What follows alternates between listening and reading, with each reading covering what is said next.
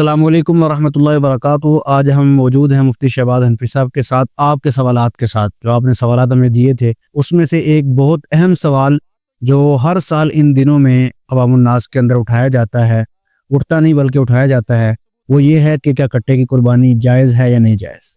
سب سے پہلے تو مفتی صاحب کا شکریہ ادا کرتے ہیں۔ مفتی صاحب بہت شکریہ، آپ نے ہمیں وقت دیا، اور سوال تو آپ کے سامنے آ چکا ہے کہ یہ سوال ہر سال جو ہے نا وہ اٹھتا نہیں بلکہ اٹھا دیا جاتا ہے۔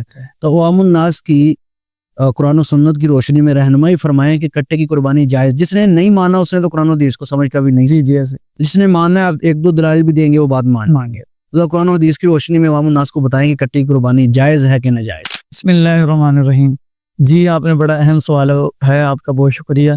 تو اصل بات یہ ہے کہ وہی آپ نے کہا جو قرآن و حدیث کی روشنی میں، تو اگر ہم سمجھنا چاہیں تو ہمارے لیے بڑا ہی آسان ہے۔ اگر ہم نہیں سمجھنا چاہیں تو ایک لفظ جاموس جس کا معنی ہے بھینس، اسی پہ اڑ جائیں گے پھر تو کام خراب ہو جائے گا۔ جب اڑ جائیں گے تو پھر تو کوئی کام خراب ہو جائے گا۔ اگر آپ کہتے ہیں جی ہم اہل حدیث ہیں، ہم قرآن و حدیث کو ہی مانتے ہیں، تو پھر میرا ہی سوال یہ ہے کہ قرآن و حدیث میں جاموس کا لفظ ہی، بھینس کا لفظ ہی دکھاؤ۔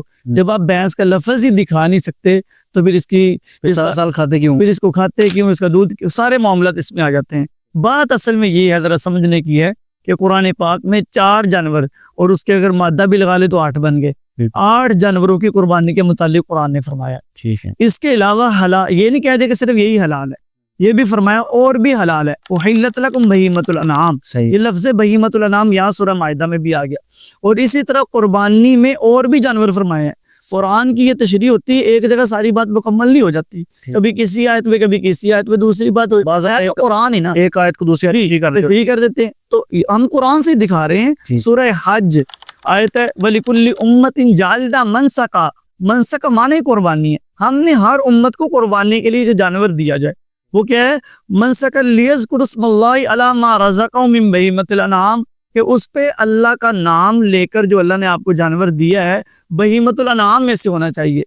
اب قرآن کہہ رہا ہے، اللہ تعالیٰ فرما رہے ہیں جو تم قربانی میں جانور کرو، 8 تو وہ ہیں اور 9واں جانور وہ بھی ہوگا جو بہیمۃ الانعام میں ہوگا۔ یعنی ان 8 کے علاوہ اللہ نے جو بہیمۃ الانعام کی قید اس لیے وسعت رکھی ہے کہ اس کے اندر جو آئے گا وہ بھی جان، کیونکہ یہ جو جاموس بھینس ہے یہ عرب کی پیداوار نہیں ہے۔ ٹھیک ہے، جب یہ عرب کی پیداوار نہیں ہے تو اگر یہ اسی وقت داخل کر دی جاتی قرآن پاک میں تو سمجھ نہیں تھی، عوام پریشان ہو جاتی، صحابہ پریشان ہو جاتے، یہ کہاں ہے، کیا چیز ہے، تو اس کی تشریح بڑی مشکل ہو جاتی۔ اللہ رب العزت جانتے ہیں اور معاملے کو کہ بعد میں ہی آئے گی، تو اللہ تعالیٰ نے بہیمۃ الانعام میں وسعت پیدا فرما دی۔ ٹھیک ہے، اب بہیمۃ الانعام کا ترجمہ کیا ہے؟ صحیح ہے، بہیمۃ الانعام کا ترجمہ ہے ایسا جانور جو پالتو بھی ہو اور چرنے والا بھی ہو۔ ٹھیک ہے، پالتو بھی ہو، چرنے والا بھی ہو، اس جانور کی قربانی اللہ تعالیٰ قرآن میں کہہ رہے ہیں، قرآن سے دلیل دے رہا ہوں کہ تمہارے لیے حلال ہے، کرو اس سے قربانی۔ ابھی قرآن پاک سے آ گیا ایسا جانور جو چرنے والا بھی ہو اور پالتو بھی ہو۔ اب یہ دیکھو نا، پالتو جانوروں میں چرنے والا تو ہے ہرن، چرنے والا تو ہے زیبرا بھی چلتا ہے، ہرن بھی چرتا ہے، نیل گائے بھی چرتی ہے، لیکن یہ پالتو نہیں ہے، یا وغیرہ یہ پالتو نہیں ہے، بس یہ بڑی مشکل سے ملتے ہیں۔ تو یہ قید جو ہے یہ اس لیے ہے کہ پالتو بھی ہونا چاہیے اور بھینس کے اندر پائی جاتی ہے۔ اور آئیں اس کی تشریح میں علماء لغت جو ہے نا اس کو بہیمۃ الانعام کے لفظ کو لے کے کہتے ہیں کہ جو شرائط بھینس کے گائے کے اندر ہے نا، تو وہی فرمایا الجاموس نوع من البقر، کہ بالکل بکر کی یعنی گائے کی بالکل یہ جنس ہے، اس کی نوع میں سے ہے، اس کی نوع میں۔ یہ علماء لغت نے متفقہ فیصلہ ہے۔ آپ کی اس بات سے ایک اور اعتراض بھی نکلتا ہے کہ جو حضرات اس کٹے کی قربانی کو جائز قرار نہیں دیتے، آپ نے جو بھی بات کی کہ یہ گائے کی جنس میں سے ہے، وہ کہتے ہیں جنس کیسے ہو گئی، نہ سینگ ایک طرح کے ہیں نہ شکل اس طرح۔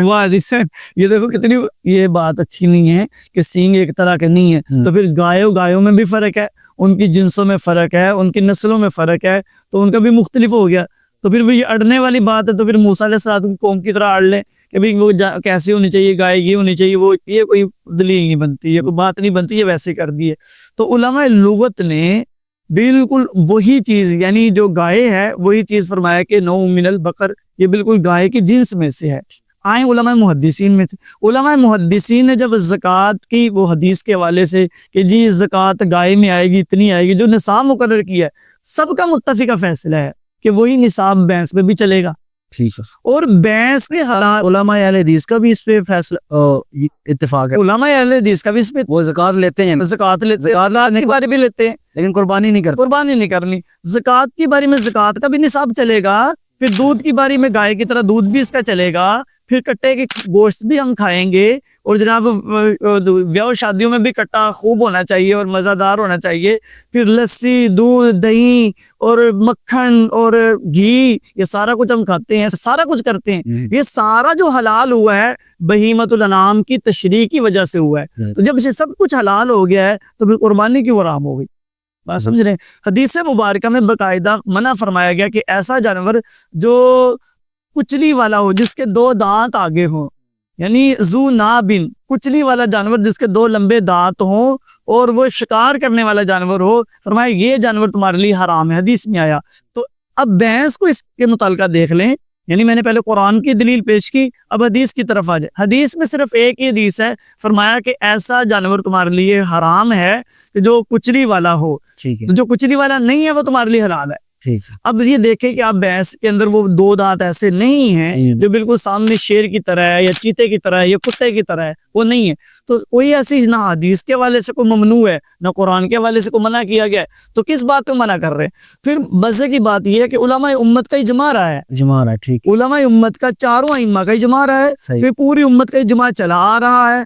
پھر اس سے آگے جو اہل حدیث بذات خود اہل حدیث ہیں، ان کے بڑے مولانا ثناء اللہ عمر تصری صاحب ہیں اور مولانا صلاح الدین یوسف صاحب ہیں اور ان کے اور بھی ہیں، مولانا عبد الرحمن عابد صاحب ہیں، آج کی ہیں. ان سب کے ویڈیو بیانات آ چکے ہیں، ان کے سب کے دلائل آ چکے ہیں کہ نہیں یار سانو کٹے نو دوبارہ کھولنا نہیں چاہیے تھا، کٹے کو ٹھپ کر دیا جائے. تو یہ ان کو چاہ ہوتا ہے کہ جناب ہم بھی تھوڑا مشہور ہو. آج کل منڈی میں بھی ایک مولوی صاحب گھوم پھر رہے ہیں، تو ان کو چاہے کہ میں ذرا جو ہے نا تھوڑی سی اپنی تشہیر کروا لوں مشہور ہونے کے لیے. تو اچھا اگر مشہور ہی ہونا ہے تو گھوڑا لے لو بھائی، گھوڑے کے اندر بھی وہ ساری چیزیں پائی جاتی ہیں. تو آپ ایک سوال کریں گے جب یہ چیزیں حلال ہیں تو پھر گھوڑا حلال کیوں نہیں ہے؟ اصل گھوڑے کے اندر منع کوئی نہیں، نہ قرآن سے منع ہے نہ حدیث سے منع ہے. ان کو چاہیے کہ ہر سال گھوڑے کی قربانی کریں اور ایک منڈی وکری رکھیں جو گھوڑوں والی منڈی ہو. ہماری منڈیوں میں نہ جائیں جناب، اپنی منڈی پہ جائے گھوڑوں والی منڈی میں. گھوڑوں والی منڈی ہے تو گھوڑا کھائیں.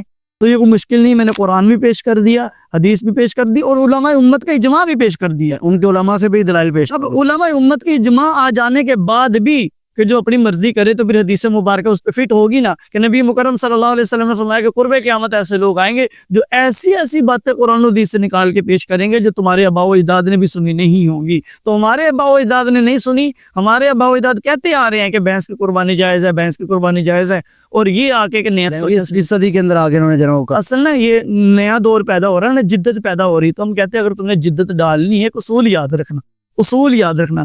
جدت ہوتی ہے دنیاوی کاموں میں. ٹھیک ہے. دنیاوی کاموں میں آپ نے نئی گاڑی بنا لی ہے، نئی کوٹھی کار بنگلہ نئی ڈیزائن کا بنا لیا، یہاں جدت اچھی لگتی ہے.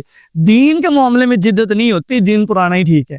جو قرآن حدیث ہم پہ اترا ہے وہی پرانا وہی ٹھیک ہے، پرانا ہی ٹھیک ہے. اگر تم جدت کی طرف جاؤ گے تو پھر غیر مقلدیت ہی پیدا ہوگی، پھر فتنہ غامدیت ہی پیدا ہوگی، پھر تم مرزا پلمبر کے شکار ہوں گے. تو اس لیے جناب منڈیوں پہ پھرنے کے بجائے نا پہلے اپنے گھر کی طرف جائیں. اور سیدنا عمر گئے نا نبی علیہ الصلوۃ والسلام کو نعوذ باللہ شہید کرنے سے، قتل کرنے کے ارادے تلوار لے کر نکلے. تو آگے سے صحابی کی کہہ رہے ہیں پہلے اپنے گھر دی خبر لے پھر ادھر آئے.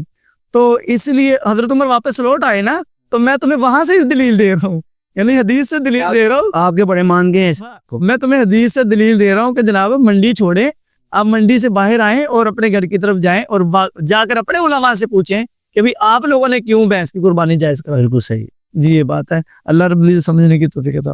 ماشاءاللہ جی، تفصیلی جواب مفتی صاحب نے دے دیا ہے. اللہ کرے کہ یہ اس سال کٹا بند جائے اور پھر ہر سال یہ دوبارہ. انشاءاللہ. بہت شکریہ مفتی صاحب، آپ کا وقت دیا. السلام علیکم. وعلیکم السلام.